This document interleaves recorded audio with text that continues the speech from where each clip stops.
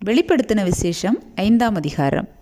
அன்றியும் உள்ளும் புறம்பும் எழுதப்பட்டு 7 முத்திரைகளால் முத்திரிக்கப்பட்டிருந்த ஒரு புஸ்தகத்தை சிங்காசனத்தின் மேல் வீற்றிருக்கிறவருடைய வலது கரத்திலே கண்டேன். புஸ்தகத்தை திறக்கவும் அதன் முத்திரைகளை உடைக்கவும் பாத்திரவான் யார் என்று மிகுந்த சத்தமிட்டு கூறுகிற பலமுள்ள ஒரு தூதனையும் கண்டேன். வானத்திலாவது பூமியிலாவது பூமியின் கீழாவது ஒருவனும் அந்த புஸ்தகத்தை திறக்கவும் அதை பார்க்கவும் கூடாதிருந்தது. ஒருவனும் அந்த புஸ்தகத்தை திறந்து வாசிக்கவும் அதை பார்க்கவும் பாத்திரவானாக காணப்படாததினால் நான் மிகவும் அழிதேன். அப்பொழுது மூப்பர்களில் ஒருவன் என்னை நோக்கி, நீ அழ வேண்டாம், இதோ யூதா கோத்திரத்து சிங்கமும் தாவீதின் வேருமானவர் புஸ்தகத்தை திறக்கவும் அதன் 7 முத்திரைகளையும் உடைக்கவும் ஜெயங்கொண்டிருக்கிறார் என்றான். அப்பொழுது இதோ அடிக்கப்பட்ட வண்ணமாயிருக்கிற ஒரு ஆட்டுக்குட்டி சிங்காசனத்திற்கும் 4 ஜீவன்களுக்கும் மூப்பர்களுக்கும் மத்தியிலே நிற்க கண்டேன்.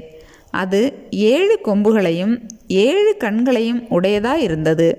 அந்த கண்கள் பூமியெங்கும் அனுப்பப்படுகிற தேவனுடைய 7 ஆவிகளேயாம்.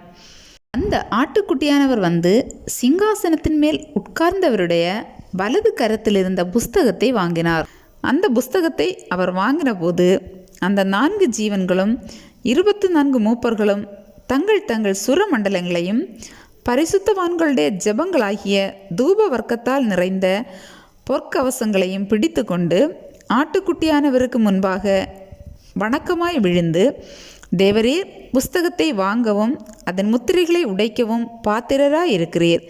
ஏனெனில் நீர் அடிக்கப்பட்டு சகல கோத்திரங்களிலும் பாஷைக்காரரிலும் ஜனங்களிலும் ஜாதிகளிலும் இருந்து எங்களை தேவனுக்கென்று உம்முடைய இரத்தத்தினாலே மீட்டு கொண்டு எங்கள் தேவனுக்கு முன்பாக எங்களை ராஜாக்களும் ஆசாரியர்களும் ஆக்கினீர். நாங்கள் பூமியிலே அரசாளுவோம் என்று புதிய பாட்டை பாடினார்கள். பின்னும் நான் பார்த்தபோது சிங்காசனத்தையும் ஜீவன்களையும் மூப்பர்களையும் சூழ்ந்திருந்த அநேக தூதர்களுடைய சத்தத்தை கேட்டேன். அவர்களுடைய இலக்கம் 10,000 ஆகவும் 1000 இருந்தது. அவர்களும் மகா சத்தமிட்டு, அடிக்கப்பட்ட ஆட்டுக்குட்டியானவர் வல்லமையையும் ஐஸ்வர்யத்தையும் ஞானத்தையும் பலத்தையும் கனத்தையும் மகிமையையும் ஸ்தோத்திரத்தையும் பெற்றுக்கொள்ள பாத்திரராய் இருக்கிறார் என்று சொன்னார்கள். அப்பொழுது வானத்திலும் பூமியிலும் பூமியின் கீழ் இருக்கிற சிருஷ்டிகள் யாவும் சமுத்திரத்தில் உள்ளவைகளும் அவற்றுள் அடங்கிய வஸ்துக்கள் யாவும் சிங்காசனத்தின் மேல் வீற்றிருக்கிறவருக்கும் ஆட்டுக்குட்டியானவருக்கும் ஸ்தோத்திரமும் கனமும் மகிமையும் வல்லமையும் சதா காலங்களிலும் உண்டாவதாக என்று சொல்ல கேட்டேன். அதற்கு 4 ஜீவன்களும் ஆமேன் என்று சொல்லின.